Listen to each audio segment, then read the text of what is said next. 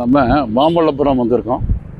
அதாவது மகாபலிபுரம் என்று சொல்லுவாங்க. அதை வந்து ஓகே, மாமல்லம் ஆண்டதுனால் இந்த பேர் மாமல்லபுரம் பேர் வந்துச்சு.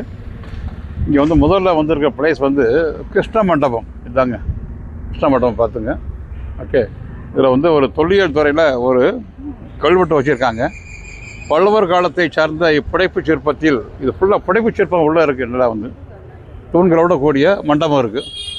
பல்லவர் காலத்தை சார்ந்த இப்படைப்பு சிற்பத்தில் இந்திரன் ஏற்படுத்திய புயல் மற்றும் மழையிலிருந்து பசுக்கூட்டங்களையும் கோபியர் மற்றும் ஆயர்களையும் காப்பாற்ற கிருஷ்ணர் தன் இடது கையினால் கோவர்த்தன மலையை தூக்கும் காட்சி இங்கு செதுக்கப்பட்டிருக்கு. ஓகே, மலையின் அடியில் இடையர் மற்றும் கிராமத்தினர் தங்கள் அன்றாட வேலைகளை எவ்வித அச்சமும் இன்றி செய்வதை காணலாம்.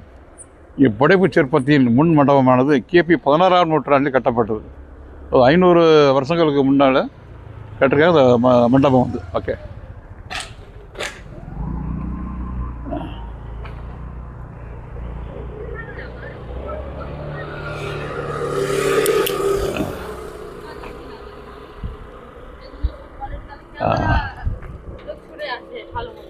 இது ஒரு கிருஷ்ண மண்டபம்.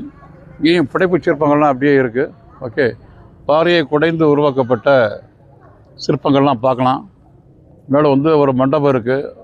எத்தனை தூண்கள் பார்த்தீங்கன்னா 2, 4, 6, 8, 10, 16 தூண்கள் இருக்குது இதில் வந்து.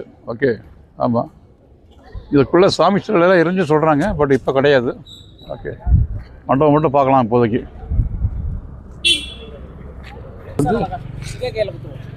இது வந்து அப்படியே பாறையிலேயே வடிச்சிருக்காங்க. உள்ள சிலைகள்லாம் பாருங்கள் அப்படியே. பட் இங்கே ஒரு சிங்கம் மாதிரி ஒரு சிலை இருக்குது, சிங்கம். ஓகே,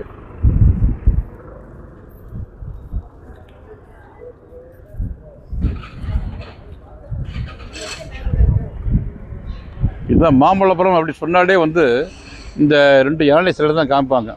ஓகே, அதனால் அதை பார்க்க வேண்டிய பாறை கல்வெட்டுகள். ஒரு வீட் நடுவில் சின்ன ஒரு மண்டபம் மாதிரி ஒரு சிலை இருக்குது.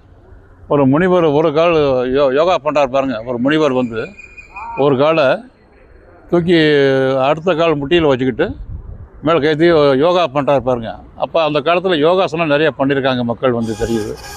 அவர் முருகன் இருக்கிற வேல் வச்சுட்டு ஒரு முருகன் இருக்கார், அதுவும் தெரியுது. ஓகே, ஆமாம், நேச்சுரல் 2 யானை வந்து ஒன்றுக்கு பின்னால் ஒன்று நிற்கிற மாதிரி காட்சி, சொப்பான காட்சி. நல்ல ஒரு முக்கியமான காட்சி. மாமல்லபுரம் அப்படிங்கிற ஊருக்கு அடையாளமே இந்த 2 சிலை தாங்க.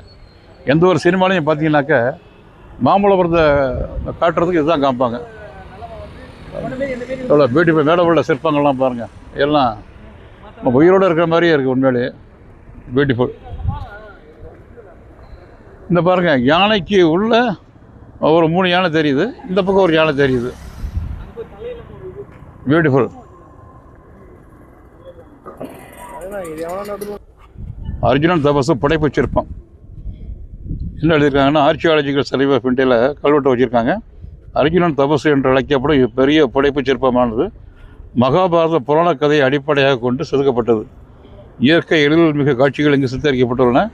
பாசுபத ஆயுதத்தை சிவபெருமானுடன் இருந்து பெறுவதற்காக அர்ஜுனன் ஒற்றை காலில் தவம் செய்வதனை காண மூவுலக தேவர்களும் விரைவது போன்று காட்சிப்படுத்தப்பட்டுள்ளது. இக்காட்சிக்கு கீழே திருமால் கோயில் காட்டப்பட்டுள்ளது. சில அறிஞர்கள் இப்படைப்பு சிற்பத்தினை பகீரதன் கங்கையை பூமி கொண்டு வர தவம் செய்த காட்சியாக கருதுகிறார்கள். ஓகே, அப்போ அந்த ஒத்த காலில் தவம் செய்கிறத வந்து அர்ஜுனன் அப்படி சொல்கிறாங்க. ஓகே, இன்னொன்று வந்து இந்த பகீரதன் வந்து கங்கையை பூமி கொண்டு வரதுக்கு தவம் பண்ணுறதை அவன் சொல்கிறாங்க.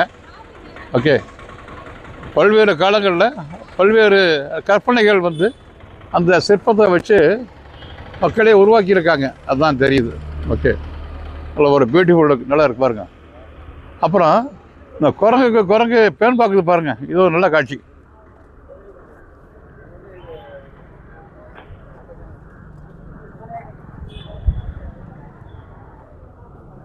இந்த ஒரு குரங்கு மற்றொரு குரங்கு பேன் பார்க்குது. அதை வந்து அப்படியே கல்லையே படைச்சிருக்காங்க பாருங்கள். சைடில் பார்க்கலாம் அப்படியே.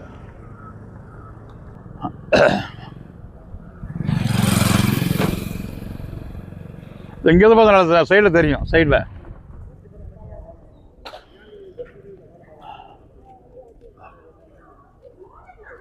இந்த சைடில் பார்த்தா தெரியும், ஒரு குரங்கு இன்னொரு குரங்கு பெண் பார்க்கும் காட்சி.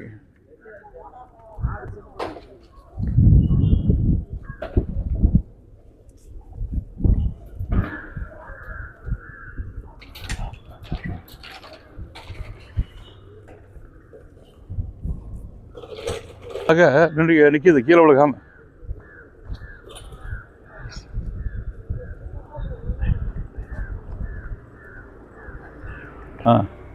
இந்த பாருங்க, இதுக்கு பேர் தான் வெண்ணெய் உருண்டை பாறைன்னு சொல்லுவாங்க, பட்டர் ராக் அப்படிங்கிறாங்க. இந்த ஒரு சில பாறை சரிவில் இன்னொரு பெரிய உருண்டை பாறையானது அப்படியே நிற்கிது பாருங்கள். இது பல வருடங்களாக நிற்கிது. பல வருடங்களாக வந்து இந்த காட்சியை மக்கள் கண்டு வர்றாங்க. இதுக்கப்புறம் எத்தனையோ புயல், பூகம்பங்கள், அப்புறம் வந்து மழை வெள்ளம்லாம் வந்திருக்கு. இருந்த போதிலும் ஏதோ ஒரு கடவுளுடைய கிருபையினால் அந்த பாறை அப்படியே நிற்கிதுங்க.